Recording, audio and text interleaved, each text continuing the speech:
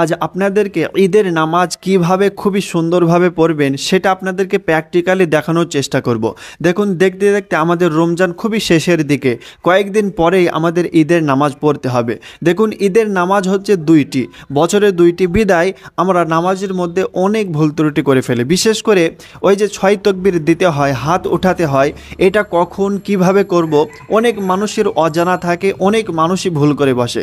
সেই জন্য সেই দিকে লক্ষ্য করে আজ আপনাদেরকে খুবই সুন্দরভাবে সহজভাবে ঈদের নামাজ কিভাবে পড়বেন সেটা দেখানোর চেষ্টা করব। তো আপনাকে অনুরোধ করব এই ভিডিওটি শেষ পর্যন্ত দেখুন, অবশ্যই সমস্ত বিষয় জানতে পারবেন। তো চলুন আমরা ভিডিওটি আরম্ভ করছি। তো প্রিয় দর্শক, আপনারা সর্বপ্রথম জায়নামাজে বা কাতারে সুন্দরভাবে দাঁড়িয়ে যাবেন।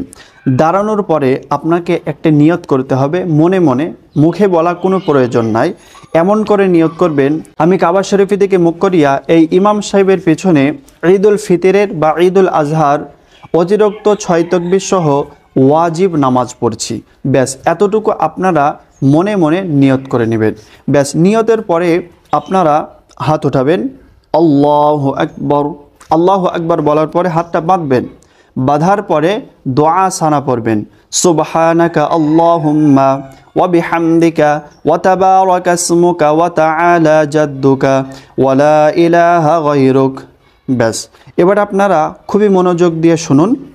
এই দোয়া সানা পড়ার পরে আমরা স্বাভাবিক অন্য নামাজে সূরা ফাতিহা পড়ি, আরেকটা সূরা পড়ি।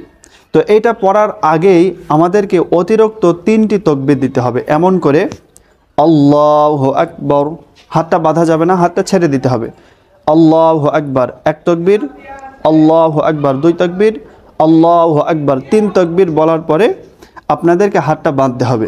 বাঁধার পরে এরপরে আমাদেরকে আউযু বিল্লাহ বিসমিল্লাহ পড়তে হবে, যেটা ইমাম সাহেব পড়বেন। আউযু বিল্লাহ পড়বেন, বিসমিল্লাহ পড়বেন, তারপরে সূরা ফাতিহা পড়বেন, যে কোনো একটা সূরা পড়বেন। তারপরে আল্লাহু আকবার বলে রুকু করতে হবে। রুকুর তাসবিহ হচ্ছে সুবহান রাব্বিয়াল আযীম, সুবহান রাব্বিয়াল আযীম, সুবহান রাব্বিয়াল আযীম। রুকু থেকে উঠবেন, সামিআ আল্লাহু লিমান হামিদাহ রব্বানা লাকাল হামদ। আপনারা বলবেন, যিনারা পেছনে নামাজ পড়ছেন আপনারা বলবেন রব্বানা লাকাল হামদ। এটা বলার পরে আল্লাহু আকবার বলে সেজদায় চলে যাবেন।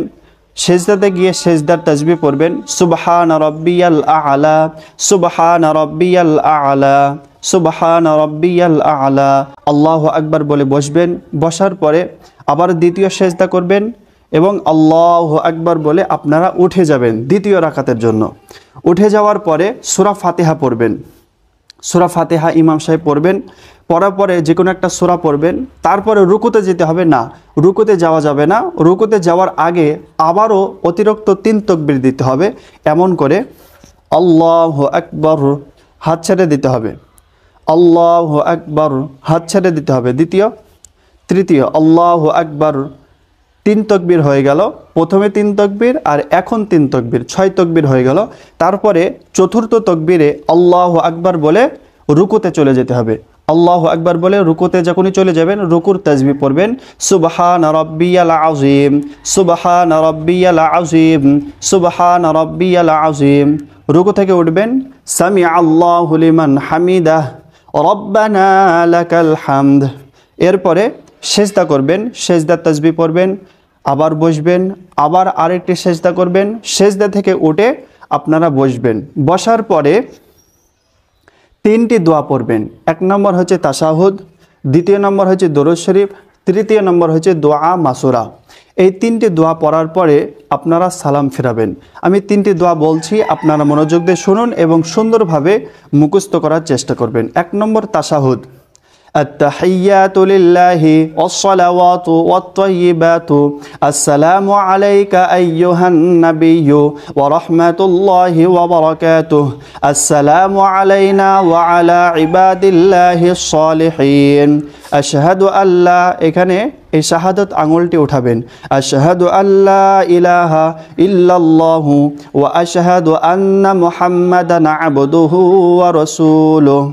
এরপরে আপনারা দরুদ শরীফ পড়বেন, اللهم صل على محمد وعلى آل محمد كما صليت على إبراهيم وعلى آل إبراهيم إنك حميد مجيد اللهم بارك على محمد وعلى آل محمد كما باركت على إبراهيم وعلى آل إبراهيم إنك حميد مجيد এরপরে দোয়া মাসুরা পড়বেন اللهم إني ظلمت نفسي ظلما كثيرا ولا يغفر الذنوب إلا أنت فاغفر لي مغفرة من عندك وارحمني إنك أنت الغفور الرحيم ব্যাস এরপরে দুই দিকে সালাম ফিরে দেবেন আসসালামু আলাইকুম ওয়া রাহমাতুল্লাহ আসসালামু আলাইকুম ওয়া রাহমাতুল্লাহ ব্যাস দুই দিকে সালাম ফেরানোর পরে আমাদের নামাজ সম্পন্ন হয়ে গেল এরপরে ইমাম সাহেব দাঁড়িয়ে যাবেন